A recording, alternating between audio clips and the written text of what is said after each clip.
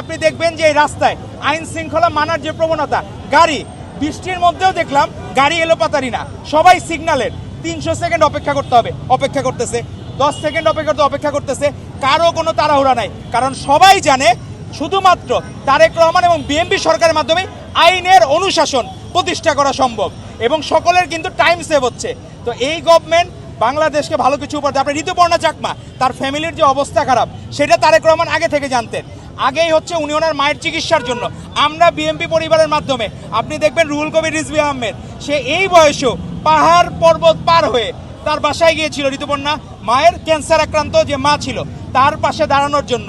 এই তারেক রহমানের বার্তা নিয়ে, মাননীয় প্রধানমন্ত্রীর বার্তা নিয়ে, আগেও গভর্নমেন্ট ফর্ম করার আগেও আজকে সেই ঋতুপর্ণার জন্য গৃহ নির্মাণের অর্থের ব্যবস্থা করে দিলেন আমাদের মাননীয় প্রধানমন্ত্রী জনাব তারেক রহমান। তো গুণের কদর, মেধাবীদের কদর তারেক রহমান করবেন, আর অপরাধীদের সর্বোচ্চ শাস্তির ব্যবস্থাও তারেক রহমান করবেন। এই জন্যই হচ্ছে যে হলো শিষ্টের পালন দুষ্টের দমন, সেটাই হচ্ছে আমাদের মাননীয় প্রধানমন্ত্রী জনাব তারেক রহমানের মূলনীতি। তো আমরা চাই সকল নাগরিক যাতে আইনের প্রতি শ্রদ্ধাশীল থাকে, তারা আইন মেনে চলার যে চর্চাটা সেটা হলে আমরাও একদিন ফার্স্ট ওয়ার্ল্ড কান্ট্রি যে আমরা স্বপ্ন দেখি, সত্যিকার অর্থে সকল নিয়ম নীতি মেনেই আমরা ফার্স্ট ওয়ার্ল্ড কান্ট্রির দিকে ধাবিত হব এবং বাংলাদেশে আইনের অনুশাসন প্রতিষ্ঠিত হবে। ধন্যবাদ আপনাদেরকে।